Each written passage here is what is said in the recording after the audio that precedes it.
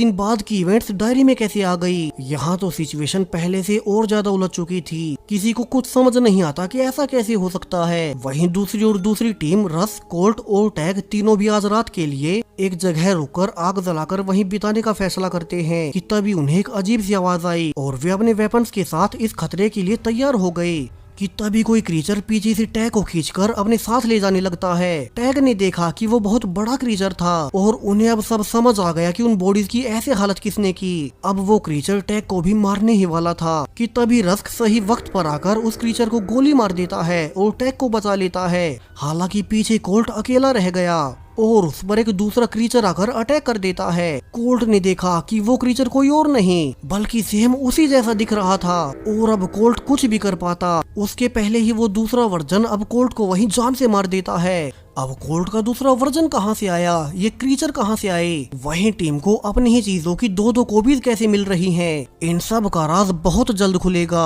वहीं एडिसन और बाकी सब अब डेक्स की उसी दूसरी वाली डायरी को पढ़ने लगते हैं जिसमें कि एक दिन बाद तक इवेंट्स लिखी हुई थी। यहाँ लिखा था कि जो स्टेसी उन्हें मरी हुई मिली वो सरप्राइजिंगली अगली सुबह तक अपने आप जीवित हो गई। हालांकि सबको लगा कि ऐसा कैसे हो सकता है, लेकिन जब वे सुबह उठे तो सरप्राइजिंगली उन्हें सच में ही स्टेसी जीवित मिल गई।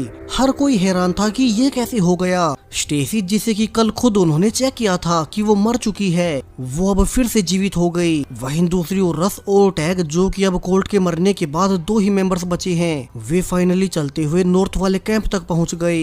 उन्हें अब बस कैसे भी करके स्टेसी को ढूंढकर यहाँ से जिंदा निकलना था क्योंकि कल रात वाले इंसिडेंट से उन्हें ये तो पता चल गया कि यहाँ इस आइलैंड पर अजीब तरह के म्यूटेंट घूम रहे हैं जो कि बहुत खतरनाक हैं। अब यहाँ ये पूरा नॉर्थ वाला कैंप भी बिल्कुल खाली पड़ा था।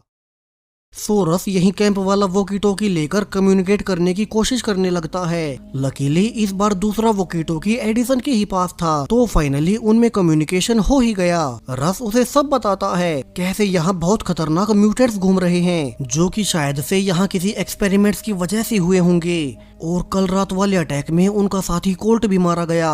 वहीं एडिसन ने भी उसे सब बताया कैसे उन्हें पहले स्टेसी मरी हुई मिली थी मगर आज सुबह उन्हें स्टेसी जिंदा मिल गई, सो अब वे यहाँ से निकल सकते हैं। वहीं बाहर स्टेसी अब डेक्स को सब बताने लगती है कैसे वो 3 दिन पहले अपनी टीम के साथ यहाँ आई थी। उन्हें पता चला कि उनके एक एक्सपेरिमेंट की वजह से यहाँ के एम्प्लॉयज म्यूटेट होने लगे और एक दूसरे पर ही अटैक करने लगे। लेकिन जब वे यहाँ पहुँचे तो उन्होंने पाया कि अब यहाँ इस आइलैंड से निकलने का कोई रास्ता नहीं। इसके बाद म्यूटेट हो चुके लोग बहुत खतरनाक हो गए और उन्होंने उनके ही मेंबर्स को मारना शुरू कर दिया। लेकिन अब स्टेसी के अनुसार उसे भी एक म्यूटेंट ने मार दिया था, लेकिन आज सुबह उसने खुद को जिंदा पाया।